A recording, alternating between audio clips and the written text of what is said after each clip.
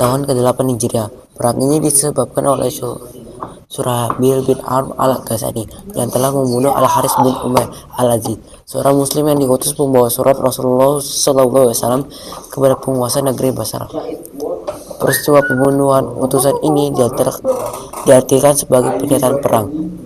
Ketika tersebut sampai di Madinah, Nabi Muhammad SAW saat marah. Beliau pun menyiapkan pasukan yang terdiri dari 3.000 personil dan memerintahkan Zaid bin Harithah untuk memimpinnya. Beliau sempat berpesan, jika Zaid terbunuh maka Ja'far sebagai penggantinya, jika Ja'far terbunuh maka Abdullah bin Rawah sebagai penggantinya. Beliau mengikat bendera putih lantas memerintahkan Zaid untuk membawanya. Rasulullah SAW memerintahkan pasukan tersebut untuk mendatangi tempat terbunuhnya Al-Haris bin Umair. Mereka juga diperintahkan untuk menyampaikan dakwah Islam terlebih dahulu kepada para penduduk Basrah. Jika ajakan itu ditolak, maka perangilah orang-orang kafir ini. Beliau berkata, berperanglah kalian dengan nama Allah dan di jalannya. Bunuhlah orang yang melakukan kekafiran kepada Allah. Janganlah kalian menipu dan mencuri harta rampasan perang. Jangan pula membunuh anak-anak, para wanita dan orang-orang yang tua renta. Juga janganlah kalian merusak tempat ibadah mereka, menebang pohon kurma dan pohon apapun, serta jangan merobohkan bangunan. Nabi Muhammad SAW mengantar pasukan Zaid hingga Saniyatul Wada, lalu beliau melepasnya. Pasukan pun bergerak hingga sampai di daerah Ma'an, yakni di sebelah selatan negeri Yordania. Selanjutnya diketahui berita bahwa Raja Hirakius telah tiba di daerah Ma'an bersama 100.000 pasukan Romawi dan ditambah pasukan bantuan dari kalangan Arab di sekitar negeri Syam sejumlah 100 orang sehingga totalnya adalah 200 pasukan. Maka kaum muslimin bermusyawarah guna menyusun strategi perang selama 2 malam serta membahas perihal perlu tindakan melapor situasi tersebut dan meminta tambahan pasukan kepada beliau ataukah terus maju ke medan perang. Kemudian Ibnu Rawah menyemangati mereka, apa sebenarnya yang kalian ketakutkan? Apakah mati syahid atau berperang? Sungguh tidaklah kita berperang karena melihat jumlah, kekuatan dan personel yang banyak, tetapi kita berperang karena agama ini yang dengannya Allah telah memuliakan kita, dan tidaklah akibat hal itu melainkan salah satu dari 2 kebaikan, apakah kemenangan atau mati syahid. Mereka pun berkata, demi Allah, perkataan Ibnu Rawah ini benar. Maka mereka bergerak maju mendatangi wilayah Mu'tah, bersiap siaga untuk berperang. Tidak lama kemudian berlangsung pertempuran yang sangat amat mengerikan sekaligus menakjubkan sepanjang sejarah manusia.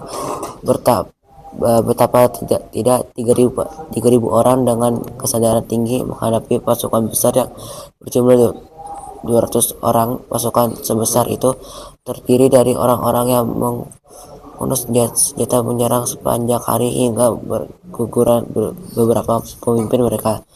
Namun demikian pasukan musyrikin berhasil mengalahkan pasukan kaum muslimin. Bendera kaum muslimin sendiri dipegang oleh Zaid bin Harithah. Ia berperang dan terus berperang hingga tubuhnya tertembus tombak musuh. Ia tersungkur jatuh dalam keadaan gugur sebagai syahid di jalan Allah. Selanjutnya bendera dipegang Ja'far bin Abi Thalib. Ia pun berperang hingga ketika peperangan berlangsung seru, ia turun dari kudanya yakni Asyakra lalu menyembelihnya. Kemudian ia kembali berperang hingga tertebas tangan kanan, lalu ia pegang bendera pasukan dengan tangan kirinya.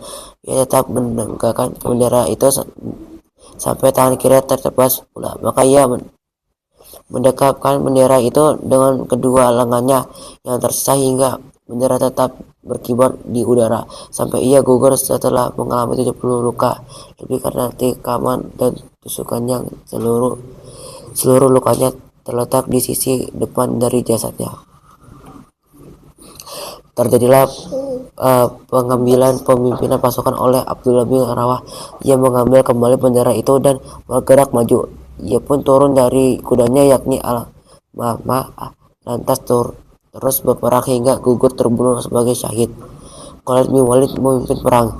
Agar tidak tumbang, ditangkaplah bendera itu oleh Sabit bin Arqam lalu berteriak kepada kaum muslimin, "Pilihlah kalian seorang pemimpin." Maka mereka memilih Khalid bin Walid, dan dengan itu berpindahlah bendera kepada salah seorang sahabat yang terdengar Saifullah. Majulah Khalid berperang dengan bertarungnya yang tidak ada tandingannya sampai di tangannya patah 9 pedang musuh. Sementara di Madinah, Rasulullah SAW memberitahukan kepada para sahabat yang pada hari itu juga tentang gugurnya ketiga pemimpin pasukan kaum muslimin dan berpindahnya kepada kepemimpinan kepada Khalid bin Walid. Lalu beliau menamainya sebagai Saifullah, pedang Allah. Waktu siang pun berakhir dan kedua belah pihak kembali ke perkemahan masing-masing. Esok harinya Khalid bin Walid mengatur strategi dengan mengubah struktur pasukan. Ia ubah pasukan yang berada di bagian belakang menjadi di depan, dan yang di depan menjadi di belakang. Pasukan yang berada di sisi kiri juga diubah menjadi di bagian kanan, dan sebaliknya yang di kanan menjadi di bagian kiri. Maka dengan begitu musuh akan menyangka pasukan tambahan telah datang kepada kaum muslimin, sehingga perasaan takut menyelimuti mereka. Kemudian setelah terjadi pertempuran beberapa saat, mulailah Khalid memerintahkan pasukan kaum muslimin untuk bergerak mundur. Namun musuh tidak memiliki keberanian untuk mengejar karena khawatir terjebak saat perang. Kemudian pasukan kaum muslimin kembali ke Mu'tah dan tinggal di sana selama 7 hari guna memerangi musuh. Lalu kedua kubu saling menahan diri dari berakhirnya peperangan.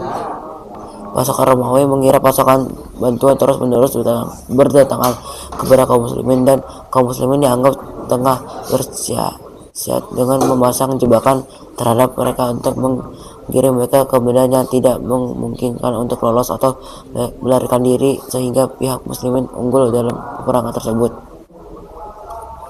Dalam perang Mu'tah, 12 orang dari kalangan muslimin gugur. Adapun sejumlah korban pada pihak musuh yang tidak diketahui secara pasti. Diperkirakan jumlah mereka yang tewas pun banyak.